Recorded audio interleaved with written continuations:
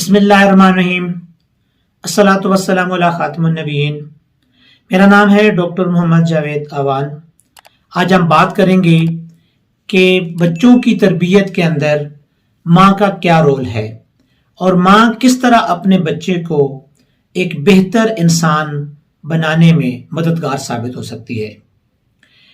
अल्लाह ताला की तरफ से बच्चों के लिए एक हसीन तोहफा माँ की सूरत में है।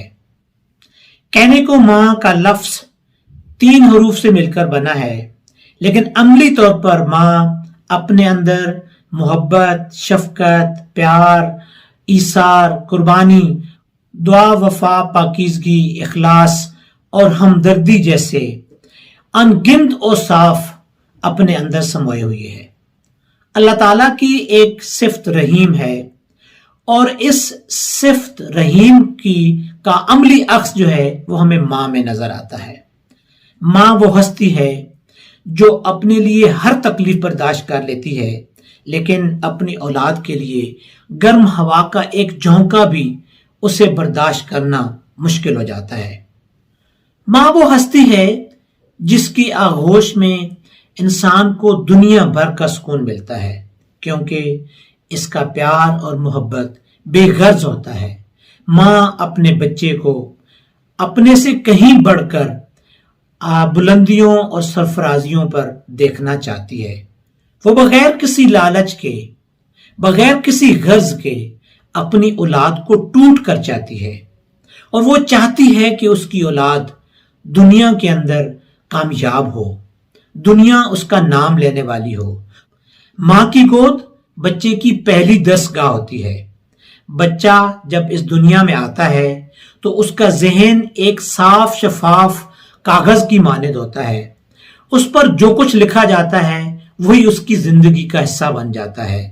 और माँ वो हस्ती है जो सबसे पहले अपने बच्चे की तरबियत में अपना एक किरदार अदा करती है। माँ के पास वो मौके मुयस्सर होते हैं कि वो अपने बच्चे को जिस तरीके से चाहे उसकी बेहतर से बेहतर तरबियत कर सके, उसको बेहतर अंदाज में अपने बच्चे को परवान चढ़ा सके। लिहाजा ऐसी तरबियत करने के लिए माँ जरूरी है कि माँ एक अच्छी माँ के तकाजे पूरे करती हो, एक अच्छी माँ की सारी खुसूसियात उस माँ के अंदर हों। जब वो माँ एक अच्छी माँ की जरूरियात को पूरा करने वाली होगी तो फिर वो अपने बच्चे की भी बेहतर तरबियत करने के काबिल हो जाएगी। एक अच्छी माँ शफकत और मोहब्बत की पैकर होती है। उसके अंदर मोहब्बत और प्यार कूट कूट कर भरा होता है।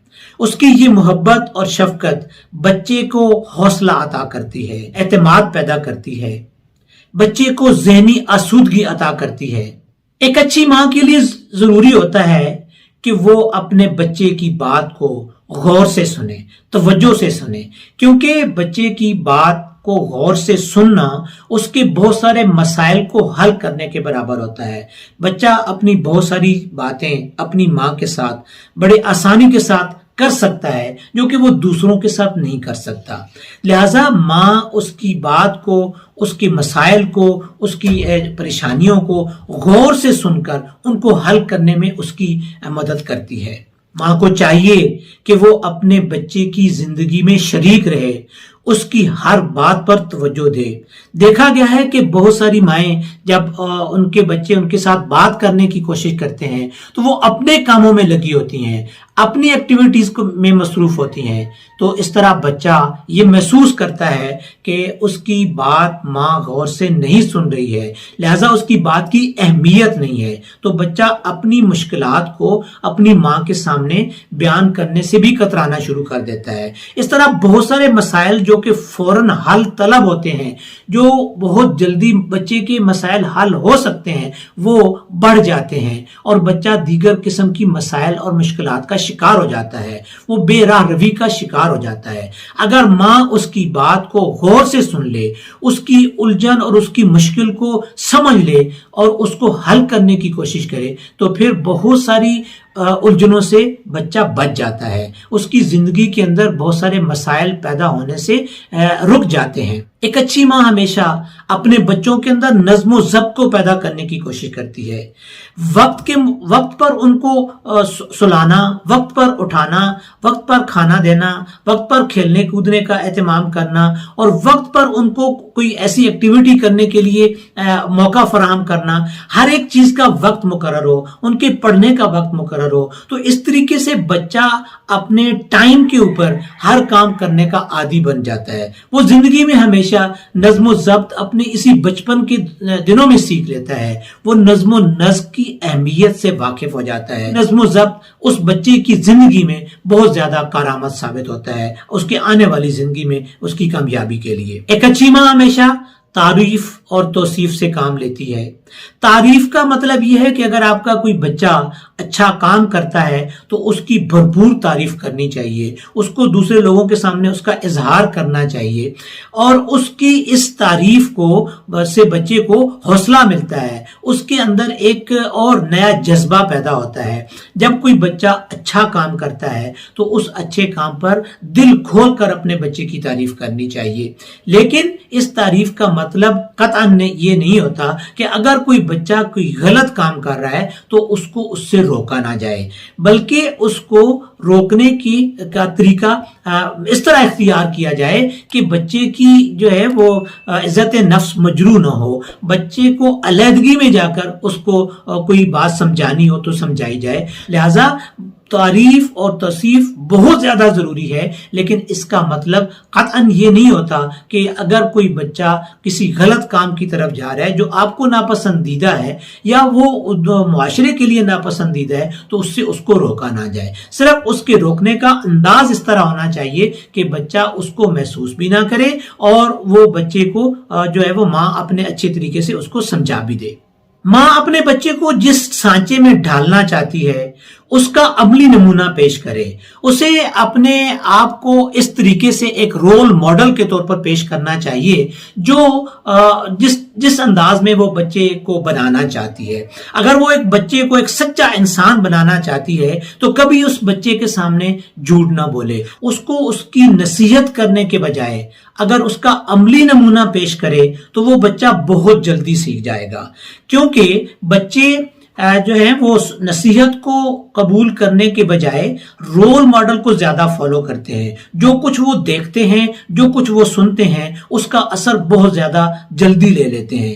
اس لیے اگر آپ نے اپنے بچے کو بہادر بنانا ہے تو ماں کے اندر وہ بہادری ہونی چاہیے۔ اگر ماں اپنے بچے کو سخی بنانا چاہتی ہے تو وہ سخاوت کے انداز آپ کے اندر ہونے چاہیے، اس کا عملی نمونہ پیش کرنا چاہیے ماں کو۔ ایسا نہ ہو کہ ماں اس کو لنچ دیتے ہوئے یہ کہے کہ بھائی یہ سارا کچھ آپ نے خود کھانا ہے، کسی کو نہیں دینا ہے۔ جب آپ کسی کو نہ دینے کا اسے عملی درس دیں گی تو بچہ کبھی زندگی میں سخی نہیں بن سکے گا۔ لہذا اپنی زندگی کے عملی نمونے پیش کر کے ماں اپنے بچے کے اندر ہر وہ خوبی پیدا کر سکتی ہے جو وہ پیدا کرنا چاہتی ہے۔ گھر کا ماحول بچے کے اوپر بہت زیادہ اثر انداز ہوتا ہے، اور گھر کے ماحول کو بہتر کرنے کی جو اہم ذمہ داری ہوتی ہے وہ والدہ کے ذمہ ہوتی ہے، وہ ماں کے ذمہ ہوتی ہے۔ وہ ماں اپنے گھر کے اندر جس طرح کے تعلقات بناتی ہے، جس طرح کے تعلقات قائم کرتی ہے، وہ لامحالہ اس کا اثر اس کے بچے پر پڑ رہا ہوتا ہے۔ بڑوں کا احترام، چھوٹوں سے محبت، یہ ساری چیزیں بچہ اپنی ماں سے سیکھ رہا ہوتا ہے۔ اس کی ماں اپنے گھر میں بڑوں کے ساتھ کیا رویہ رکھتی ہے، کیا اس کا طور طریقہ ہوتا ہے، کس طریقے سے وہ بڑوں کو بلاتی ہے، کس طریقے سے وہ چھوٹوں کے ساتھ پیار کرتی ہے، یہ ساری چیزیں بچہ اپنی گھر کے ماحول سے سیکھ رہا ہوتا ہے، اور بالخصوص اپنی ماں سے سیکھ رہا ہوتا ہے۔ یہ ماں کی بہت بڑی ذمہ داری ہوتی ہے کہ جب وہ اپنے بچے کے سامنے جو بھی رول پلے کرے گی، جو کچھ بھی جس بات کا بھی اظہار کرے گی، بچہ اس چیز کو آبزرو کرے گا۔ صرف آبزرو نہیں کرے گا بلکہ اس کو اپنی زندگی کا حصہ بنانے کی کوشش کرے گا۔ تو لہٰذا ایک ماں کو اپنے گھر کے ماحول کو بہتر کرنا اس کے لیے بہت زیادہ ضروری ہو جاتا ہے جب وہ اپنے بچے کی بہتر تربیت کرنا چاہتی ہے۔ اس کے ساتھ ساتھ ماں ایک ایسی ہستی ہے جس کی دعا اللہ تعالیٰ کی ذات کبھی رد نہیں کرتی ہے، تو اپنی اولاد کی بہتری کے لیے، اپنی اولاد کی کامیابی کے لیے، اپنی اولاد کی ترقی کے لیے جب وہ اپنے اللہ کی بارگاہ میں ہاتھ بلند کرتی ہے تو وہ اللہ کی ذات اس کے ہاتھ کبھی واپس نہیں لوٹاتی ہے۔ لہذا ایک اچھی ماں کو ہمیشہ یہ چاہیے کہ وہ اپنی اولاد کی کامیابی کے لیے دعا گو